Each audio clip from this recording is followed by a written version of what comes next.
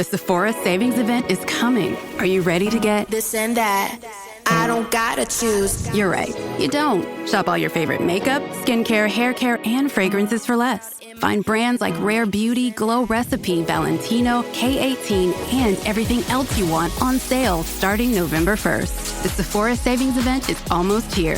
Shop the sale at Sephora and Sephora at Kohl's. Limitations apply. Must be a beauty insider. See terms at Sephora.com for complete details. Once again, Indiana Jones finds himself desperately trying to survive, running from armed pursuers with Marion Ravenwood at his side. And as the two of them take cover in a small cave to avoid detection, they stay as quiet as possible, when from behind them, in the darkness of the cave, they are informed that they are not alone. Welcome to the Indiana Jones Lorecast, where we delve into the lore and the history of the Indiana Jones franchise. Hello everyone, and welcome back to the show. Today we will be continuing our coverage of the further adventures of Indiana Jones, the Marvel Comics. Today we will be covering issues 7 and 8. The title of this story arc is Africa Screams, and it is quite an exciting tale indeed, so without any further delay, let us hop right in and begin our story. The story opens up in an unexpected place, considering the title. We open up on the hillside vineyards of France. The year is 1936, and at this vineyard we can see that it is also a monastery, and there are robed monks tending to the plants outside. And it looks quite peaceful, quite tranquil, but of course, this is not how the story is going to kick off. As we see on the inside of this monastery, one of the monks, a man with red hair and a red beard, is standing with his hands up. This man's name is MacIver, and he is of course quite shocked as one of his fellow monks is pointing a revolver at him, asking for the stone. And, of course, when he says, "Come now, brother, this isn't the place for this, what are you doing?" essentially, the monk lowers his hood to reveal that it is Indiana Jones. Seeing this, MacIver is shocked, as he appears to know Indy already. And Indy kind of has this smirk on his face as he says, "Well, you remember me, I'm flattered." And we learn that these two have indeed crossed paths before, something to do with tablets in Bangkok. And now he's looking for the stone. And of course he's threatening MacIver to get him to do what he wants, so he leads Indy to another chamber in the monastery, where we see a whole lot of artifacts, from pottery to statues to stone tablets. There is basically every type of artifact you can think of in this room. And we learn that this monastery is actually a front for a ring of international artifact thieves. And no one had sort of figured out their operation and busted them until Indy came along. So Indy walks into this room of artifacts and soon finds what he's looking for, this particular rounded summoning stone. And we then learn that this stone had been recently stolen from the National Museum. And as Indy says, this stone was one of our prize pieces, and Marcus Brody is paying Indy a pretty penny to get it back. But at this point, the door opens and we see that a group of some of the monks from elsewhere in the monastery have come to kill Indy, and they are all armed. So Indy tries to bash the door open, the back door that he is standing by, but he finds that it is locked quite securely. But then this group of monks proceeds to absolutely unload their guns in his direction. Like, it's actually quite funny to see. It looks like just normal monks with these kind of reddish hooded robes on, just firing pistols and machine guns like a firing squad. It's quite crazy. But they miss Indy. All of their shots thankfully miss him as he ducks down out of the way, and they instead tear the door to pieces, basically. So Indy kind of gives them a salute, saying, "Well, nice shooting, guys," and then kicks the door down and begins running away. And in order to escape, he whips this large tapestry off of the wall that's hanging above the archway that he's just run under. So This large tapestry then falls down onto the group of pursuing monks, or criminals I should say, and he grabs one of their guns and carries on running, while shooting behind him to cover himself. This eventually leads him to this large pane glass window, which he jumps through and falls quite a distance into one of those large tubs of grapes. You know, where they stand and mush the grapes with their feet. I believe it's one of those. And he lands inside, and when one of the criminals comes up to see who this is who's just landed inside, he emerges and knocks him out, and then runs and steals one of their trucks, which is, of course, loaded with barrels of grapes and wine or whatever they're supposed to be exporting. It doesn't matter anyway, because this is how they move their illegal goods. So he steals this truck, and the criminals who are on the back just are flung off as he races off in this truck, and that is how he escapes this rather tense situation. But what's important to note here is that when these monks arrived, when he was in that artifact room with MacGyver, he grabs the summoning stone that he was there for, but he grabs this random piece of paper or parchment in order to wrap it inside to keep it safe. And this ends up being quite fortunate and rather significant. We see that once Indy is back home, he is sitting at his home with Marcus Brody, and they are of course looking over the artifacts which he recovered. And Indy didn't realize it at the time, but the piece of paper that he wrapped that stone in, as Marcus says, could be more valuable than 100 of said stones.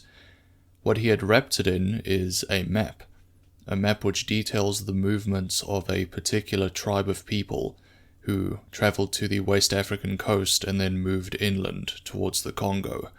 And these people are the Shintai, and these people are rumoured to have split off from Atlantis. So of course, very ancient civilization, and Marcus estimates it to be around 1600 BC, the movements that the map is detailing. So of course, if they're able to find any artifacts from the Shintai's civilization, this would be the archaeological find of the century. And this story, incidentally, takes place about 3 years before Indy himself actually finds Atlantis.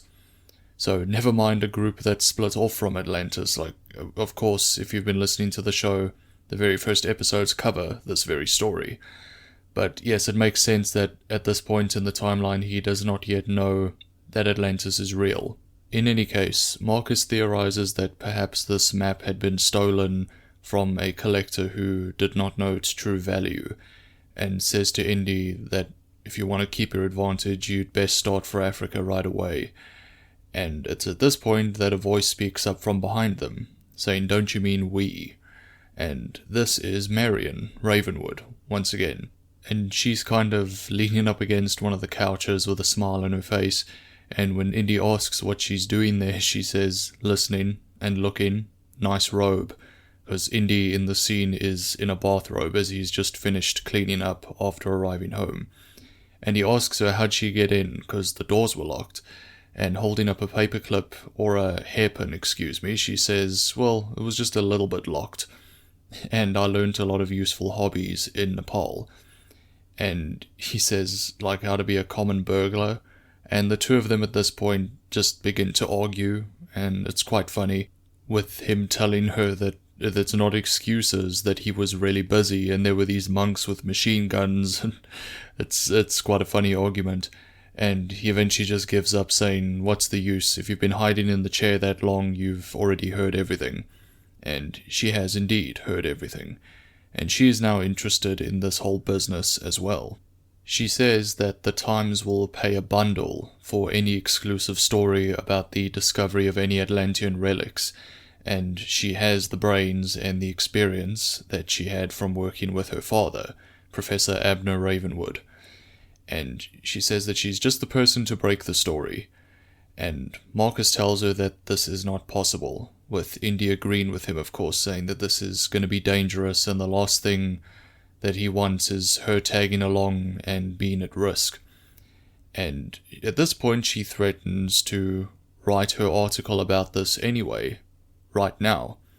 And then their advantage about being the only ones to know about this will be gone, and there'll be a whole bunch of other teams looking for the same place as they are. So, talk about manipulation. She just kind of has this smirk on her face, and Marcus sort of scratches his chin and says to Indy that she has them. This is quite a predicament she's put them in now. So, of course, Indy ends up agreeing to take her along, saying that she's given new dimension to the word devious, and she thanks him for that, saying that it means a lot coming from him. So, for the love of Pete, that's quite the way to get yourself put on an expedition. But anyway, so they are teaming up once again, Marion and Indy. And we see that several days later, in a small village in West Africa, in Cameroon, the two of them are walking along with a whole lot of bags and equipment. Indy is, of course, in his iconic outfit, the one that we all know from the films by now. I don't know why I felt the need to clarify that, as if you, the listener, would have imagined him walking around still in his bathrobe in Africa. But in any case, he is in his normal outfit, and Marion is also in just this kind of adventuring, expeditionary, outdoors outfit. And so the two of them are looking to hire help to carry all of their equipment into the jungle. And heading into this one kind of outpost, this is sort of the last bit of civilization before they head into pure, thick jungle. And they walk into this building, which is run by a man named Outback Charlie. That's a hell of a name. And ask if he has any workers to hire, any bearers. And he says that every bearer here has already been hired up by another expedition that's just come through here. It is an expedition looking for some kind of new plant for medical research, and they should be back in a couple of weeks if you want to wait. And Marion says that she's not a wino or anything, but lugging all this gear around on her own, obviously won't work. And Indy's sort of standing there thoughtfully and says that he's never believed in coincidence, and something is really strange about all of this. Pretty big coincidence if that's the case. And he says that they can't take the chance on waiting, so they have to go into the jungle alone. And so we again jump forward in time a few days and see Indy and Marion on a sort of makeshift raft made out of logs with a few crates and supplies on it. And Marion's sitting with her back up against the boxes, and Indy's standing up and rowing the thing, steering it down this river. And the two of them are talking and saying that the last few days, despite the heat and the flies, have actually been quite pleasant. And they sort of reminisce, saying that most of the time when they're spending time together, they are either arguing about something or they're running around in some dangerous situation, more focused on saving their skins than anything else. And it's almost like things are back to the way they used to be, and they've been pretty good. These last few days, very uneventful. And Indy says that, well, maybe when they get back to the States, and he's kind of, very awkwardly trying to propose some idea. And those moments in movies or books or any kind of story really where two characters are almost starting to have a proper deep conversation about each other's feelings between them, and then they get interrupted at a crucial moment before the meaningful stuff is said. Well, that happens here, but it is not by an annoying third-wheel side character, but by a hippopotamus. As this whole conversation is shown on these panels, and in each one these bubbles are getting closer to the raft behind them, though this goes unnoticed, until it is too late.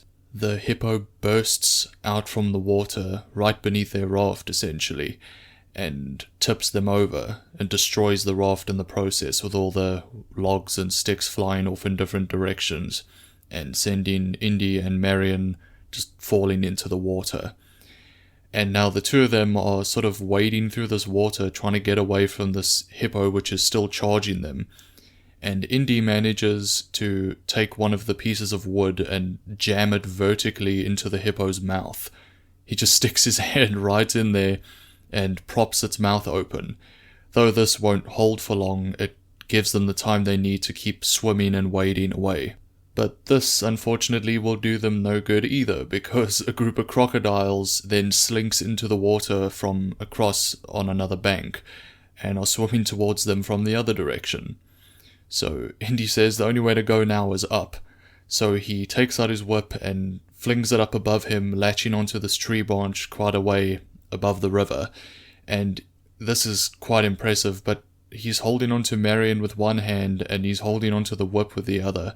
So I have no clue how he managed to lift them high enough out of the water to avoid the crocodiles, but they're now hanging in this very precarious situation with the crocodiles snapping at their feet below, and they're just kicking wildly, swinging from this tree branch above the river. Marion is of course very distressed, but Indy manages to crack a smirk and says that the old Jones luck came through again, because they're safe. And it's then that they both look up and see, because of course it is a snake, on the branch of the tree, a boa constrictor, and it is bigger than the branch itself. It is absolutely gigantic. So now, as you can imagine, Indy's smirk disappears. He is quite afraid at this point, and he's now holding onto the whip with both arms, with Marion kind of holding him around his shoulders and neck. And what she ends up doing here is drawing his revolver from his holster and shooting at the snake, and she actually hits it, which is impressive considering all the crazy circumstances. And she says that it's okay, I got him, and Indy replies, yeah, too bad you also got the branch. As, yes, she unfortunately has shot the branch as well as the snake, and it now begins to crack.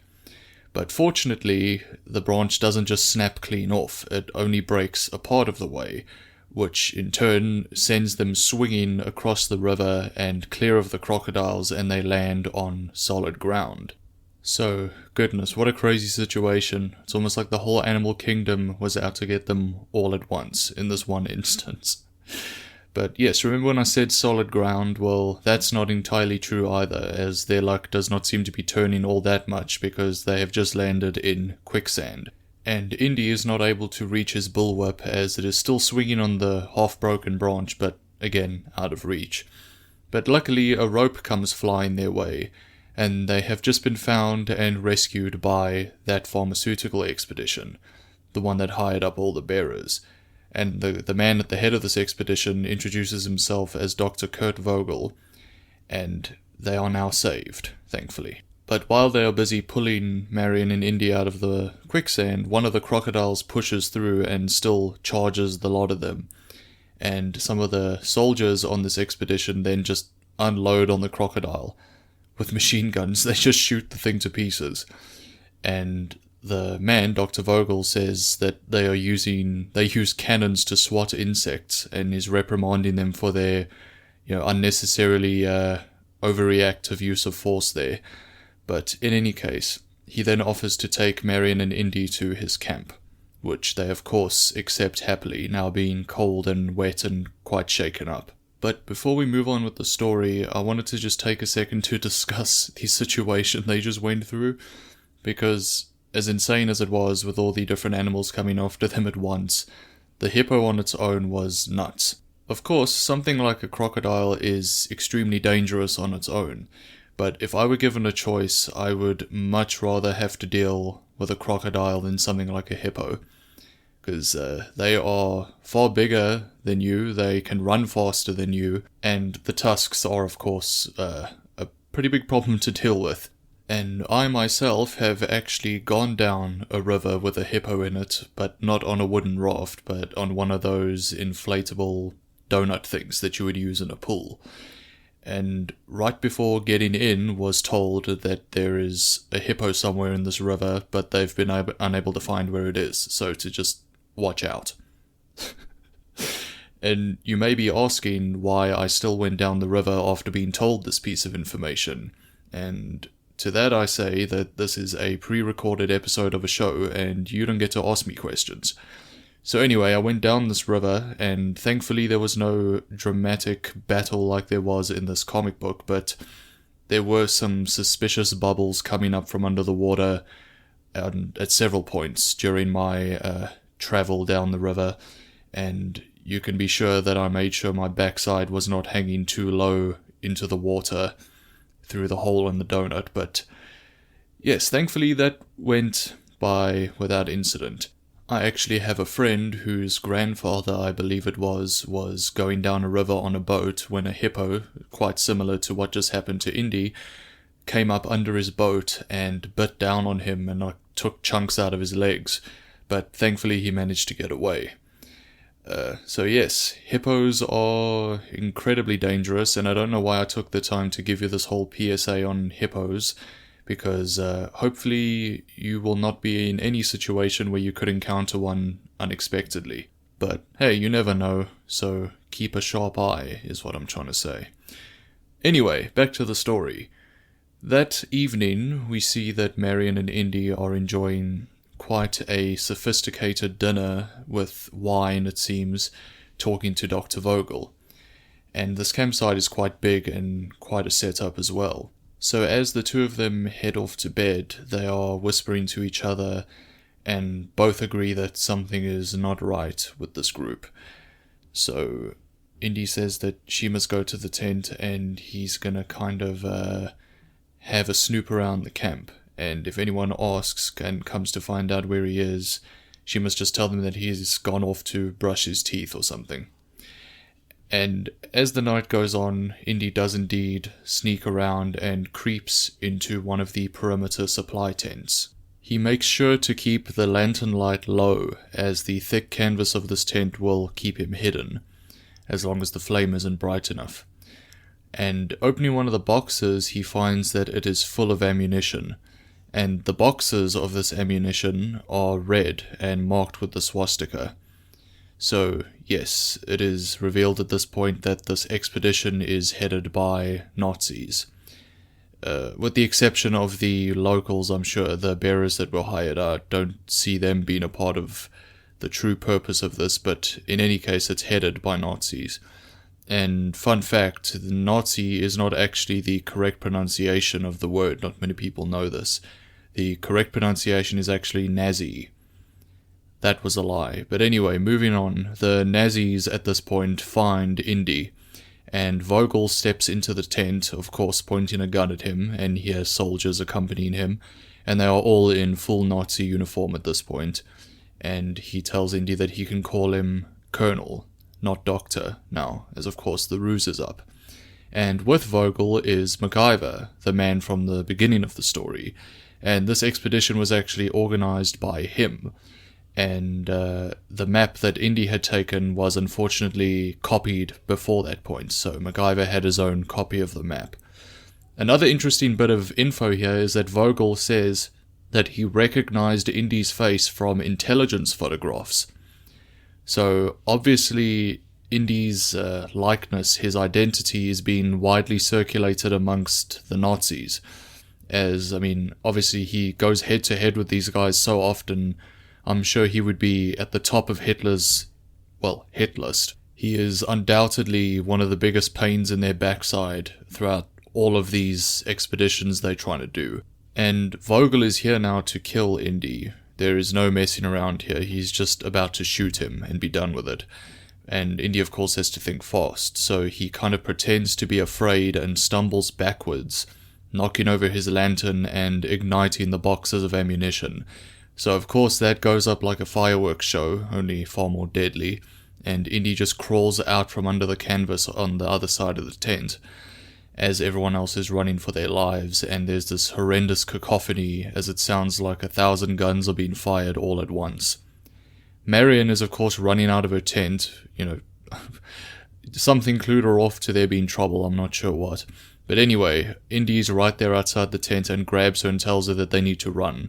And so they do. They take off into the jungle with the Nazis pursuing them.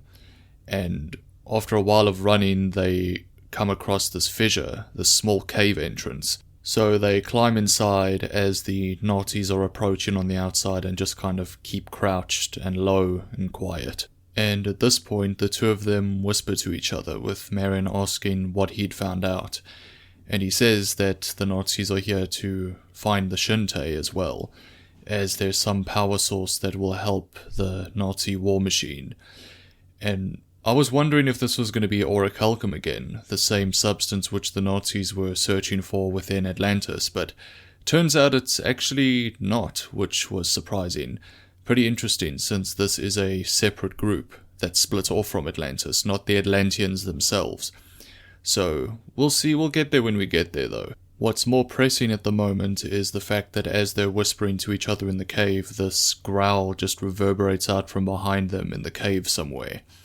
And Marion says, "Please tell me that was your stomach."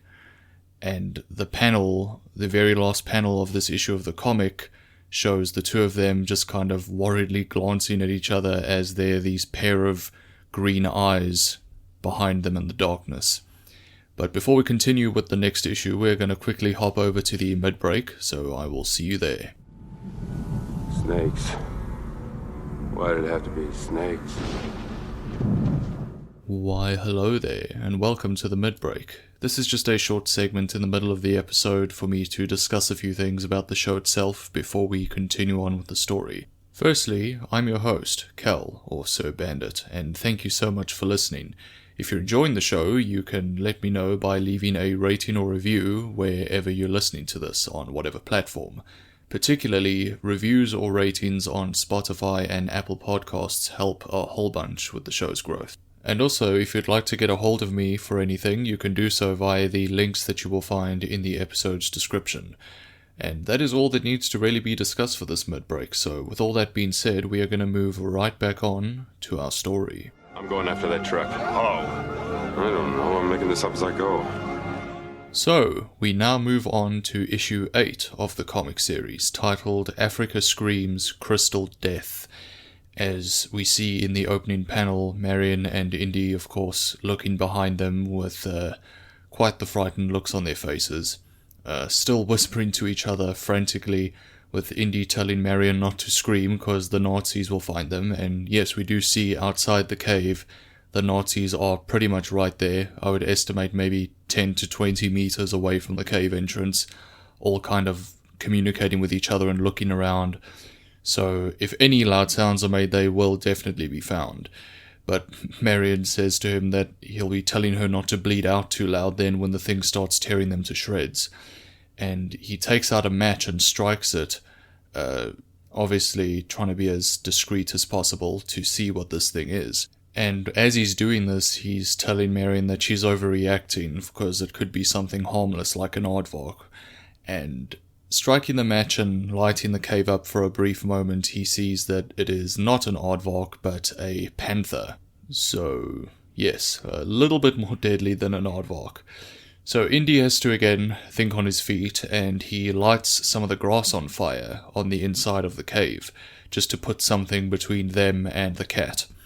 And it does work, as it sort of keeps it away from them for a moment, and they have to use that moment to leave the cave.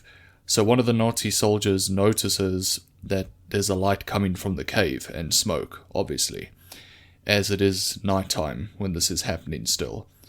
And at that point, Indy and Marion just run at full sprint, holding hands out of the cave. The Nazi soldier, of course, sees this, and raises his gun to shoot them when he is grabbed from behind by the panther, which has now leapt from the cave entrance itself. And they just kind of leave the soldiers to deal with that mess, as they don't really have a choice here.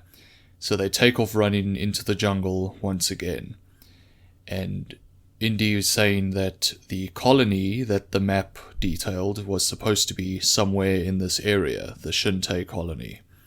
And if they're lucky, then they can find some evidence of it before any of the Nazis catch up to them.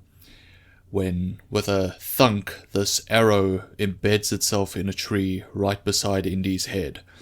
And they're of course both alarmed by this, and they look to see the person who had shot this arrow. And it's a native, but not an African native, because this man, though dressed in a kind of tribal outfit, wields a crossbow-looking weapon, and is 8 feet tall, with fair skin as well. So this is no African, but is one of the Shinte, obviously. This bowman then steps forward, of course, pointing his crossbow at the two of them, and Indy's trying to calm Marion down by saying that he wants to try and talk to him, try and have a conversation of some kind, communicate. But at this point, the Shinte bowman is killed. This loud crack is heard as he just kind of slumps over and falls face first onto the ground. He has been shot dead. The Nazis then arrive at this point. They step forward, come up behind them, and MacIver runs forward to the body of the bowman, saying that they're fools because this was no savage that they've just killed. And he's bringing their attention to the things that this man was wearing, the ornaments that he had and the jewelry. And he also brings attention to the arrows, which are tipped with this kind of red crystal. The arrowheads are made out of this red crystal stuff. It's actually very cool looking. And of course now the Nazis are just gonna shoot Indy and Marion again. But once again, in a nick of time, they are saved.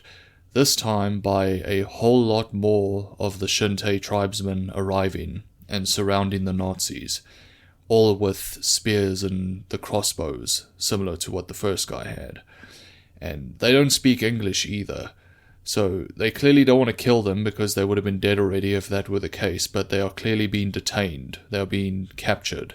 And unfortunately for Indy and Marion, they are unable to explain, due to the language barrier, the fact that they are not in any way affiliated with this other group that has just killed one of their tribesmen. Because of course, these Shinte have arrived and they might not have seen who killed who.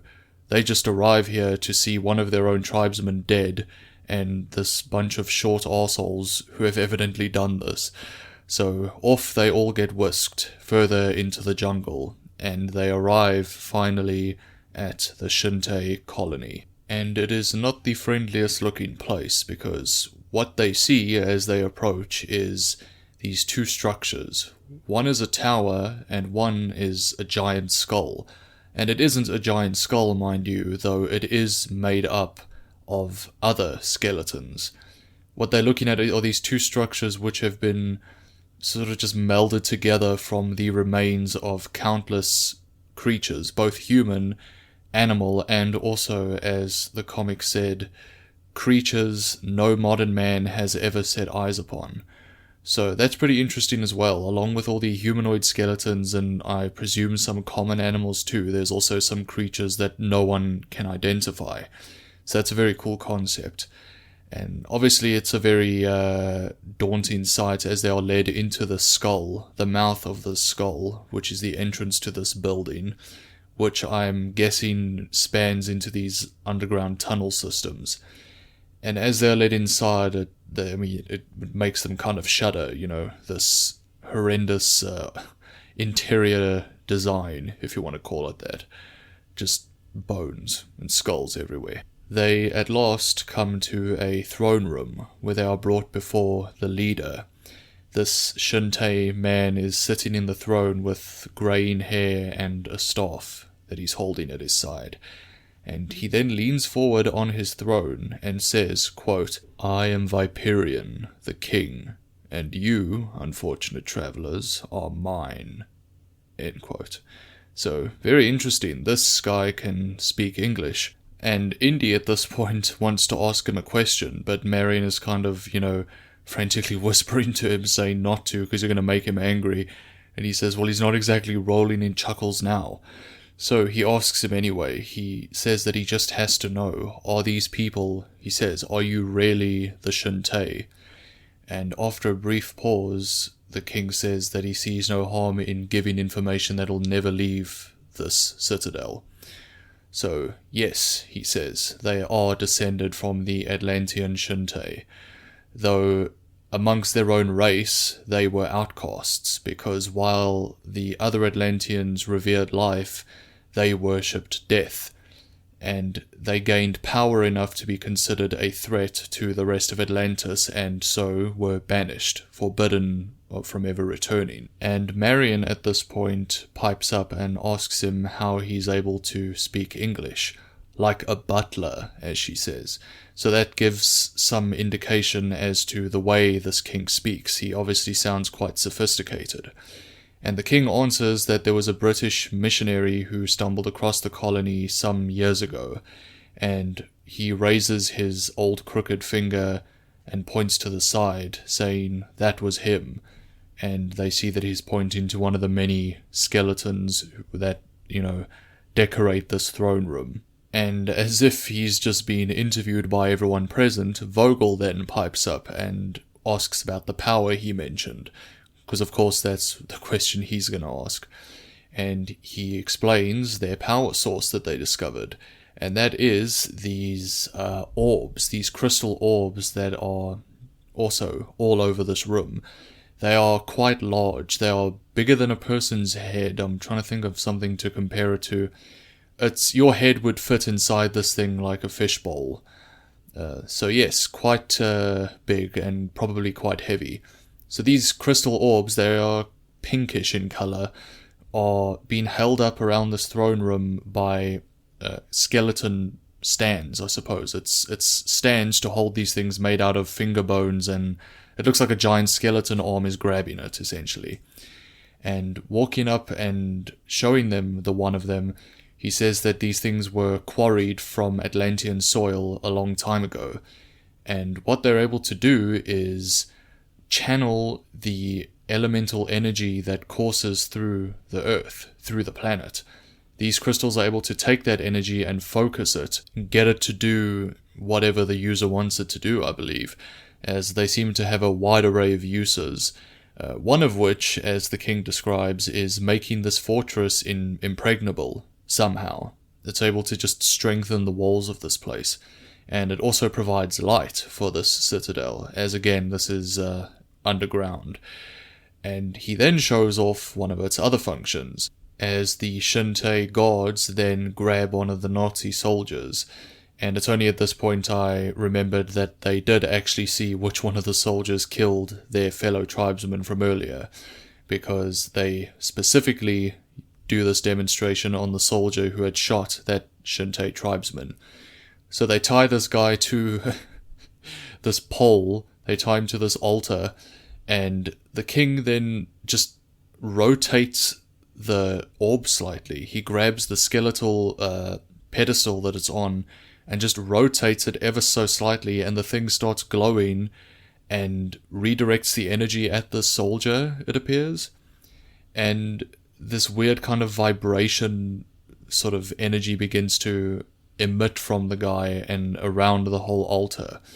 And we then get this very horrific sequence of this guy literally melting and burning from the inside out. So yes, this is certainly feeling like a classic Indy story, as were this a film, I'm sure that this would be quite a harrowing scene to watch indeed. So Indy, Marion, the Nazis and MacIver are all standing there with horrified looks on their faces, as their faces are illuminated with that reddish pinkish glow coming from the power of these orbs. And once it's over, there's just this smouldering skeleton lying on the altar where this all took place. And the king, at this point, essentially tells all of them, well, now you've seen what these things do, and the same thing is going to happen to you, so bye. And he orders for them to be taken into confinement until the next day, and locked away.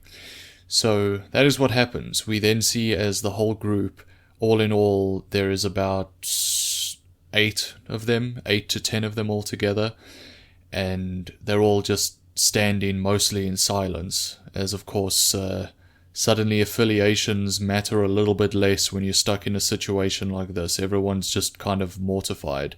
So there are no fist fights happening in this jail cell, even though they're all in the same area. They're not split apart in any way. They're all just kind of standing in this large circular chamber with this large bone pillar in the middle. And trying to break the walls is not going to happen because, as was explained earlier, the orbs are somehow making the walls of this place completely indestructible. So the Nazis and MacIver sort of huddle together in their little group and are coming up with a plan for the next day. with Vogel saying that they are gonna wait for the guards to come in and then jump them and take their weapons, and they're just kind of plotting. But Marion and Indy just kind of sit together and they have nothing to do, so Indy just says, well, they may as well get some shut-eye, because, as he said, it's bad form to nod off during an execution, your own execution. So he sits back up against one of the bone walls with his hat over his eyes, as Marion just sort of does the same, like on his shoulder. So they just sort of lie together there and fall asleep. We then cut to the next morning, where the sun is just beginning to peek over the clouds on the horizon. The sunlight then reaches, eventually, these large crystals, the same crystal as the orbs, these crystal sort of windows at the top of this imprisonment chamber. And this, very similarly to a magnifying glass, magnifies the sunlight and basically turns it into a red-hot laser. And everyone is asleep in the chamber, no one's awake. And this laser is just hissing as it burns the floor of the chamber and is very slowly approaching Indy, who is, of course, not aware of this at all. He's asleep. And we are shown through the panels that this thing is just hissing and getting closer and closer and closer, until, in a ridiculous stroke of luck, one of the Nazi soldiers who is sleeping near to Indy yawns, sort of in his sleep, and stretches his arm out right into the path of the laser, and of course gets his arm burnt, and yells out in pain, and of course now everybody's awake. So everybody is running around panicking, and the soldiers are, running around screaming out in pain as they are running into the lasers, because there are dozens of these lasers just shining down from the ceiling at this point. And it is very clear that the Shintai are going to be expecting to just walk into the chamber and retrieve their skeletons afterwards, as these lasers are supposed to just kill the prisoners upon the sun coming up. And Vogel is shouting at his men not to panic and don't run into the lasers, and it's just chaos. It's then that Indy asks Marion for her sort of compact makeup kit, one of those rounded ones with the mirror on the inside when you flip it up. And when she gives it to him, he opens it up and, sort of crouching down, reaches as far as he can without getting too close. And luckily this works. It redirects one of the downward facing lasers, and he aims it at the door and melts the lock on it. So they seize this opportunity and sprint at the door, with Indy shoulder bashing it and just breaking the wooden door right off its hinges.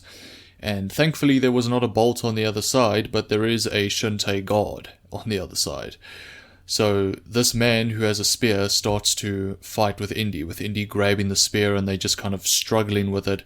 And Indy says, why couldn't the Shintai be pygmies? Because, this guy, of course, towers over him and would very easily overpower him if given enough time in this fight. But luckily he did not have such time, because Marion took one of the pieces of wood from the door and just whacks him on the back of his head as he's on top of Indy trying to jab the spear into him. And Indy thanks her for that, because that was a close call. So he then grabs all of their equipment, he gets his whip back and his gun, and they take off running down the tunnel. And unfortunately, Vogel, MacGyver, and a few of the Nazis also make it out of the prison chamber, and they too find their equipment. So they now are armed once again with their guns, and as Marion and Indy are running through the citadel trying to find their way out to the exit, they run through this door, which turns out to lead right onto an archery range where there are several Shintai practicing with their crossbows. So of course they just do a 180 as quick as they can and continue running on down with all these Shintai following them. And Indy has to use his bullwhip to trip up the front one and cause this whole pile-up to happen in the hallway. It's obviously quite an intense chase scene. And while this is all happening, Vogel, MacGyver, and the Nazis enter the throne room once again. And the king stands up from his throne saying that they will die for this, but they then shoot and kill the king and all the other Shintai in the throne room. And MacGyver says that they should have kept some of them alive, because they'd be worth a lot. And Vogel says that they're bloody savages, and they're not there to save lives, they're there to find power. But MacIver brings up the point that its power we know nothing about, so we'd better at least go slow with this. And Vogel is of course hearing none of this, so he just grabs one of the stands that the orb is on and begins to pull it, try and break it free, or use it. So again, while this is all taking place, Marion and Indy are in a full-on fight, with Indy using his whip and Marion using just blunt force as she's whacking them with that same bit of wood. And they're just fighting all these tribesmen off, and Indy brings up the fact that he didn't actually run out of ammo yet. And she is about to ask him, like, then why aren't you using your gun? And he says to her that he saved 2 bullets because he figured that if they're captured again, the Shintai will not be too kind to them. So, well, I mean, you can piece that one together. Pretty grim. So, anyway, as their fight continues, we see that Vogel is still just grabbing this thing and trying to wrench it free as the strange popping and cracking energy starts to happen all around them, as all the soldiers now burn alive, like the first guy did. They just burst into flames and burn all the way down to skeletal remains. And it is just Vogel and MacIver left alive now, with MacIver really just shouting and cautioning him to stop because the random energy surges will take them too. But he says that it cannot harm him because he's an Aryan and a Nazi. And MacIver says that he's daft is what he is, and he's just getting out of there. So at this point, MacIver just abandons Vogel and takes off running as Vogel stands there trying to get this orb out. Another consequence of him trying to do this is that the fortress is now starting to fall apart all around them, as the energy is no longer holding it together, sort of keeping it in line. So everything is falling apart, there's bones falling from the ceiling, and Marion and Indy notice this, and Indy says, well, if that's the case, then the walls should be back to normal, without the energy keeping it all together. And so he just kicks the bone wall and it just breaks out immediately, so they make their own exit. And they both run out of the hole and just take off into the jungle again. And on the inside of the fortress, in the throne room, we see that Vogel is holding this crystal and says that perhaps it would be wise to replace the crystal. This is what he thinks to himself. And unfortunately it is too late for that, as he looks up and sees this large tusk fall from the ceiling. And it just strikes him dead on, sharp side down too, so he just gets kebabbed, basically.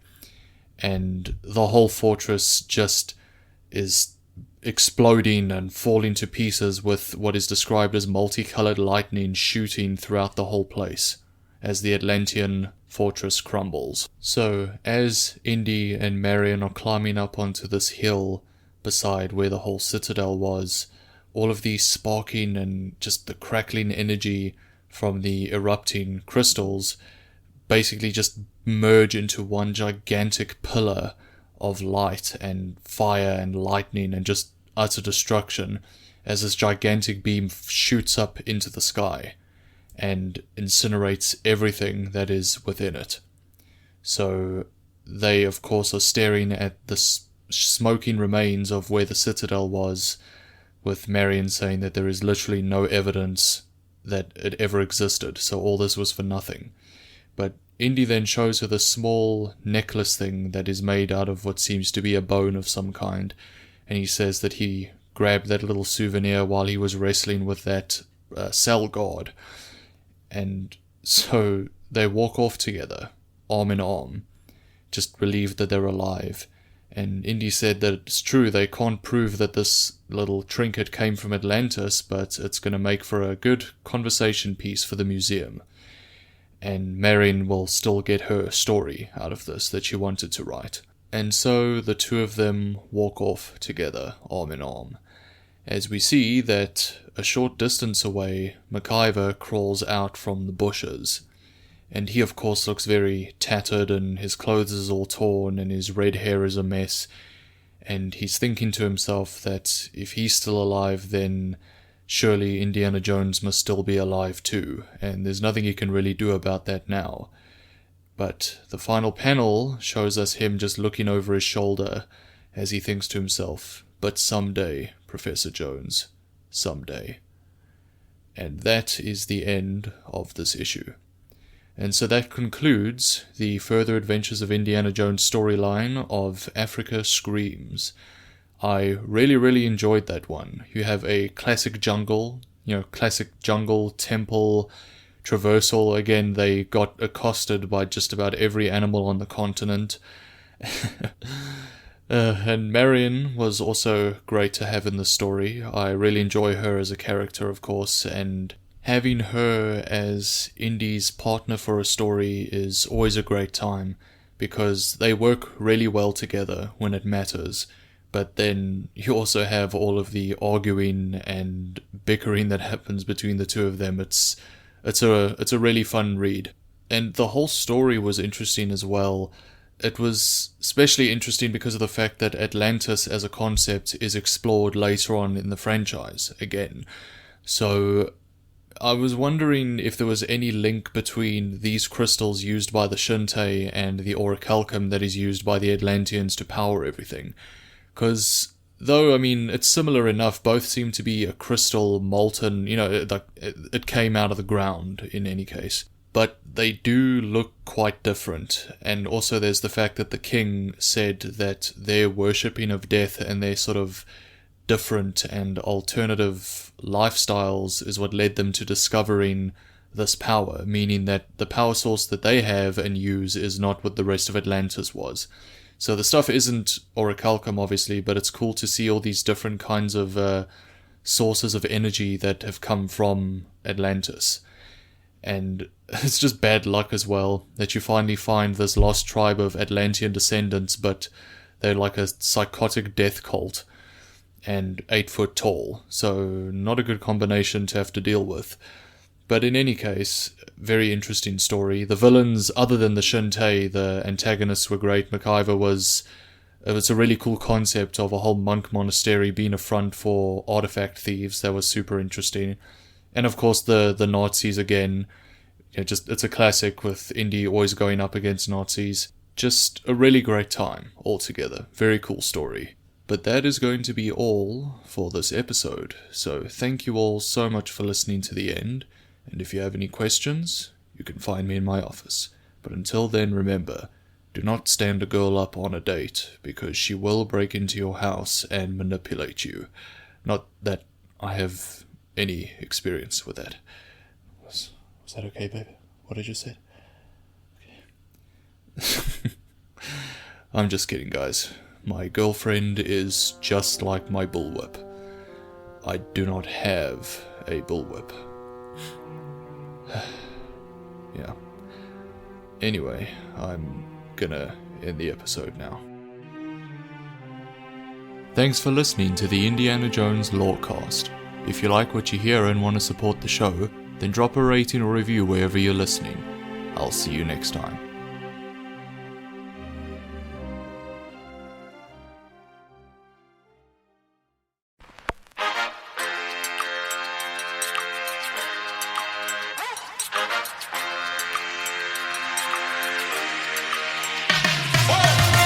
Hello, Vault Dwellers. Join me, Jaxus, Sassy Lady Romer, Eric, and the Creator Maverick as we take topics from the Fallout universe and discuss them with other diverse individuals. We can be found wherever you listen to your podcast. You can follow us on YouTube. You can also find us on Twitter, or X, or whatever you want to call it, using @FalloutRTD. You can send us an email using falloutrtd@gmail.com. Join us, the conversation has already started.